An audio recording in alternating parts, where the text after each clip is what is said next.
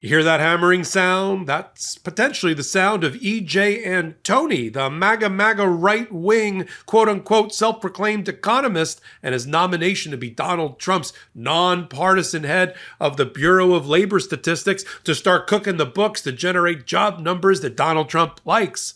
Why is the coffin being nailed shut? Well, not only is there a group of conservative, that usually means Republican economists, that say that he's unwholly qualified, he's obscenely unqualified to be running the 2,000 economists that crank out the job reports that we need to manage our economy.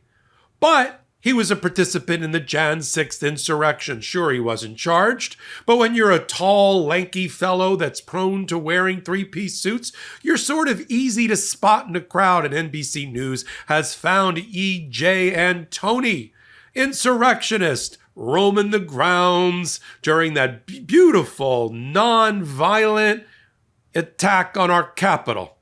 I'm Michael Popok. You're on the MeidasTouch Network.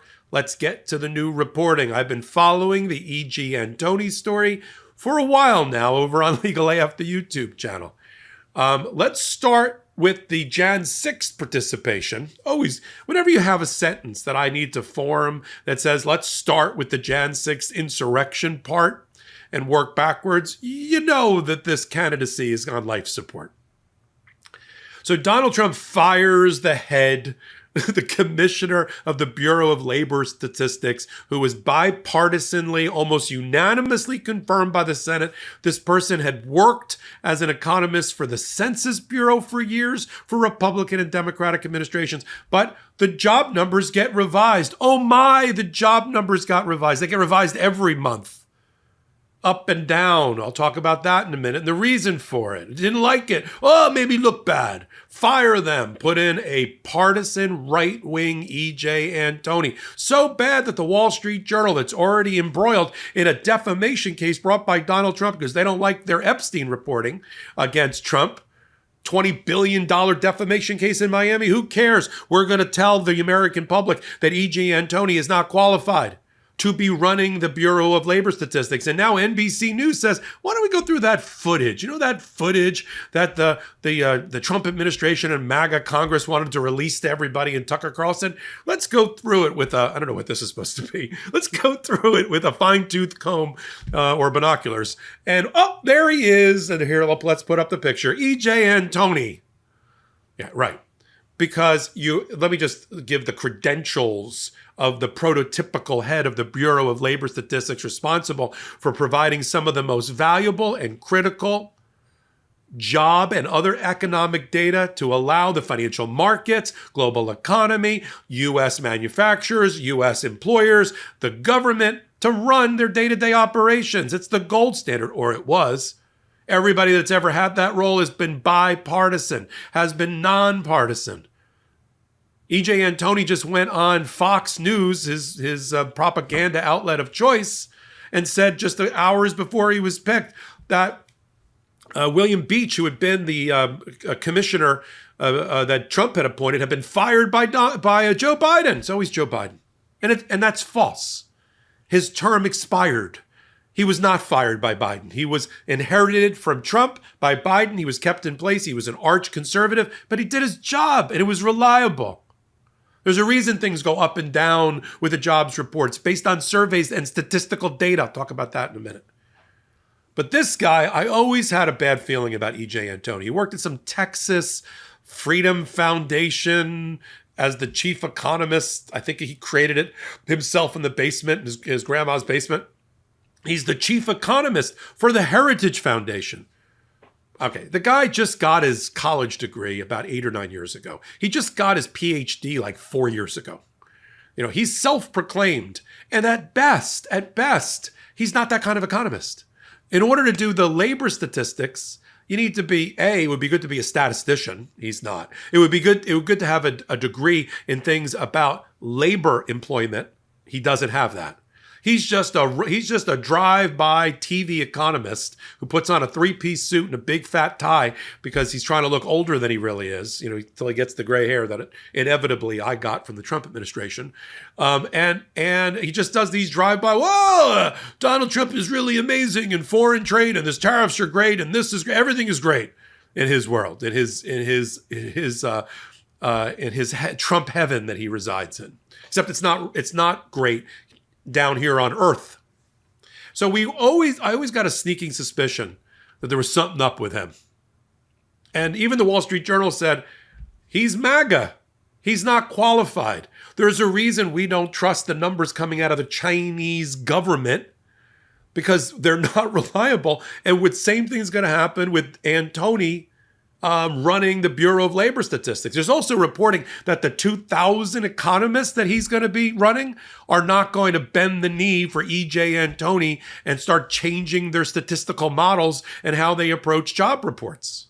But the fact that he participated in the attack on the Capitol. Donald Trump wants to make it, it was a day of peace and love. Day of peace and love.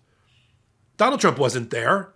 He infamously did not go to the Capitol after he said he was going to, and he was driven back to the White House. But those that were there, the Metro Police, the Capitol Police, that were on the front lines of the pitched battle, hand-to-hand combat to save the Capitol, they have a different report. Many of them retired, are on disability, saw things that they've never seen before except when they were in war zone in the military. Some committed suicide. It was so bad. That walk in the park was so great, people took their own life and retired from the military.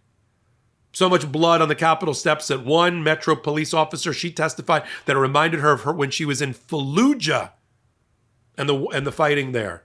And E.J. Antony just wandering around, walking around. Now, I'm not here to tell you he broke into the Capitol. I don't know what he was chanting. I don't know what he was saying.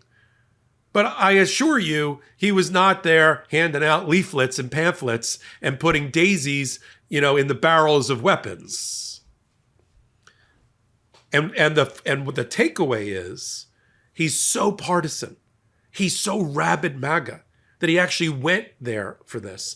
And now he's going to be the independent, nonpartisan leader of the Bureau of Labor Statistics. Look, Donald Trump's been trying to cook the books because he knew his economy and his economic policies were only going to be one-sided and only help the super ultra rich.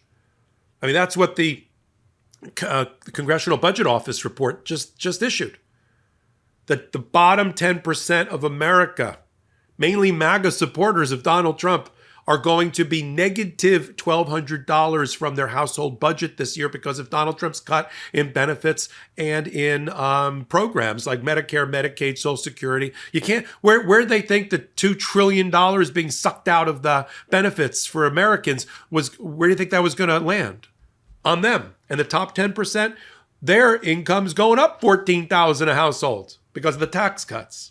So you have that. So we knew from the beginning he needed to cook the books. Howard Lutnick, the head of the Commerce Department that runs a lot of these statistical agencies for the government, said when he first got in, I don't like the way gross domestic product is measured. I'm going to change it. I was like, I'm sorry, you're going to do what? We're going to back out the government's involvement in the economy.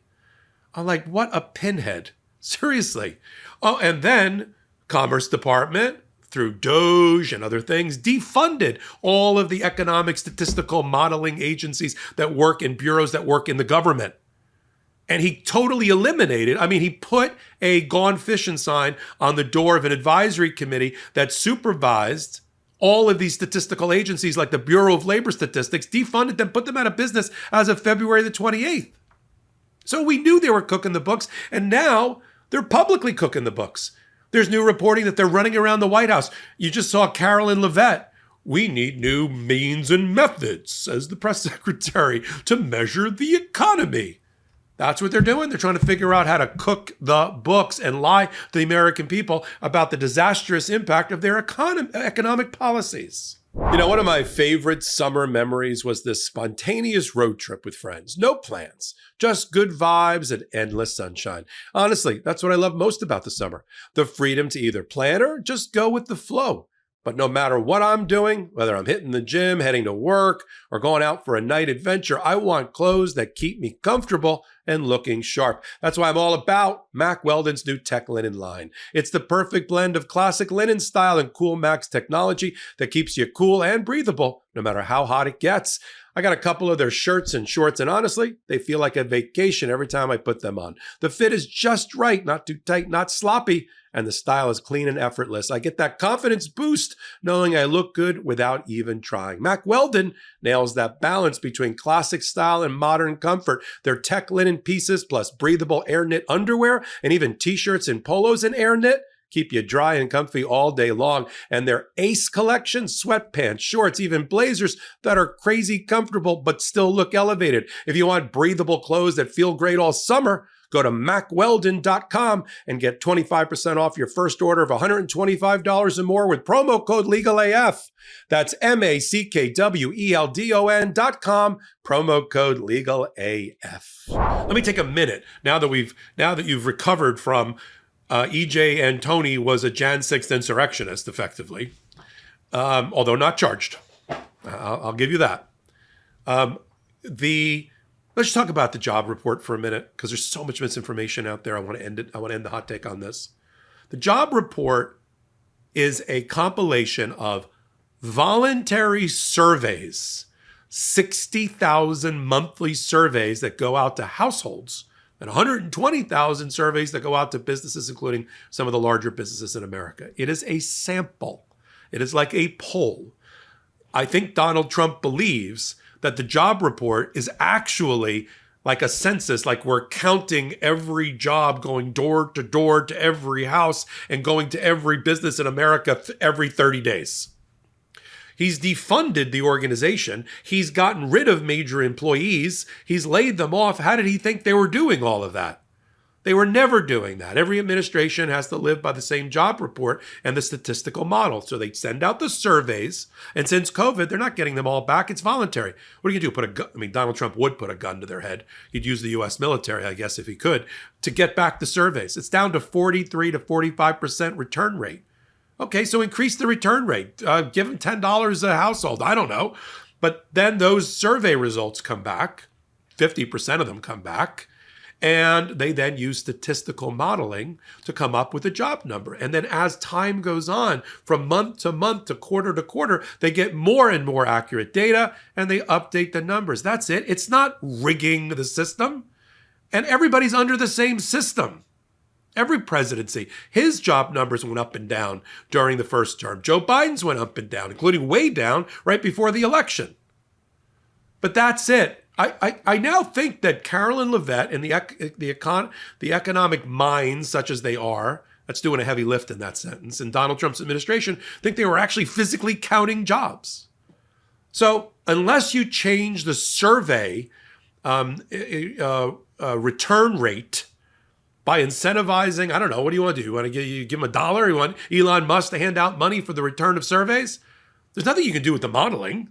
The modeling's the modeling, and the economists aren't going to go with E.J. Antony's made-up model to try to rig the system. There's a reason we don't want the executive branch in charge, the presidency in charge of the Federal Reserve, the central bank, and its numbers, because they'll cook the books for their own election success. That's what China does. That's what Russia does. That's what North Korea does. They cook the books. They lower their interest rates on Federal Reserve to increase spending in order to pump up artificially the economy. They then report on that in the numbers. So you don't want them in control of the numbers and of the central bank. You don't want monetary policy, which is at the central bank, about the money and the interest rates related to money, to be set and captured by the same entity, the presidency, that's running fiscal policy, which is their economic policy. You see why? They just turn it up. It was 10, they turn it up to 11. Pump the money into the system. Now the elections happen, midterms happen, boom, we crash. And it's that kind of boom and bust and that kind of manipulation of the economy that we hate and is terrible for Americans. And Donald Trump's trying to hide it by also taking control of the statistics and the reporting. And we're doing our reporting right here on MeidasTouch Network and on Legal AF. I'm Michael Popok. Anything Legal AF, you can find me on Legal AF, the YouTube channel, Legal AF MTN, that I do with the MeidasTouch Network. 12 new videos every day. And then Legal AF, the podcast, Wednesdays and Saturdays at 8 p.m. Eastern Time. Great news. We just found out today we're top 16 of all podcasts on YouTube, Legal AF. It's amazing. It's all because of our fervent support of our Legal AFers in Meidas Mighty. So until my next report, I'm Michael Popok. Can't get your fill of Legal AF? Me neither. That's why we formed the Legal AF Substack.